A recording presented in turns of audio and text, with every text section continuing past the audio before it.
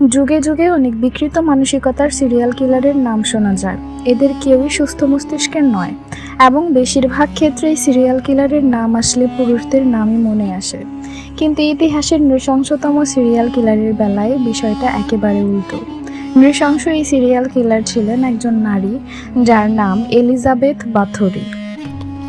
হাঙ্গেরির একজন সম্ভ্রান্ত মহিলা এলিজাবেথ বাথোরি ছিলেন একজন সিরিয়াল কিলার এবং নির্যাতনকারী, যিনি নিজেকে তরুণ রাখার জন্য 650 জন তরুণীর রক্তে স্নান করেছিলেন বলে অভিযোগ আনা হয়। তার নাম এবং গল্প যুক্তরাজ্যের অনেকের কাছে পরিচিত হতে পারে। স্নো হোয়াইটের গল্পের দুষ্ট রানী বাথোরির চরিত্র এবং গল্পটি অনেক বেশি পরিচিত। 1560 সালে জন্মগ্রহণকারী বাথোরি অবশেষে 1590 থেকে 1610 সালের মধ্যে শত শত মেয়েকে হত্যার অভিযোগে অভিযুক্ত হন। 1614 সালে তার রহস্যজনক মৃত্যুর আগ পর্যন্ত বাথোরিকে তার বর্তমান স্লোভাকিয়ায় অবস্থিত ক্যাস্টিক্স ক্যাসেলে বাড়িতে আটকে রাখা হয়েছিল। বাথোরির কিছু শিকারের শরীর মধু দিয়ে ঢেকে বাইরে ফেলে রাখা হতো, যাতে পোকামাকড় খেয়ে ফেলে। বছরের ঠান্ডার সময় তরুণীদের নগ্ন করে মারাত্মক বরফ স্নানে বাধ্য করা হতো। বাথোরি কখনো কখনো মেয়েদের আঙুলে সূচ ঢুকিয়ে নাক বা ঠোঁট কেটে অথবা কিছুটি দিয়ে বেত্রাঘাত করে নির্যাতন করত।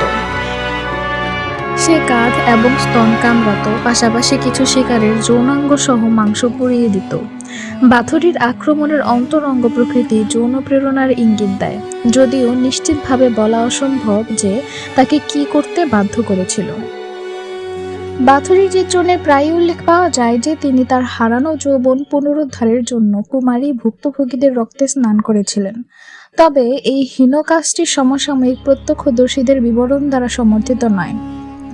একজন ভুক্তভোগীকে নির্যাতন করার সময় বাথোরিকে আটক করা হয়। একটি শক্তিশালী পরিবারের সদস্য হিসেবে বাথোরিকে বিচারের সম্মুখীন করা হয়নি, বরং তাকে ক্যাসেল ক্যাস্টিসে বিচ্ছিন্ন করে রাখা হয়েছিল, সম্ভবত দেয়াল দিয়ে ঘেরা, যেখানে তিনি 1614 সালে তার মৃত্যুর আগ পর্যন্ত ছিলেন।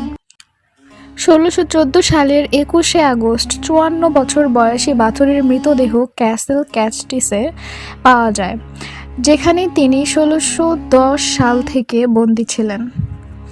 প্রথমে তাকে তার সম্পত্তির গুহায় সমাহিত করা হয়েছিল, কিন্তু সম্ভবত পরে তার মৃতদেহ স্থানান্তরিত করা হয়েছিল।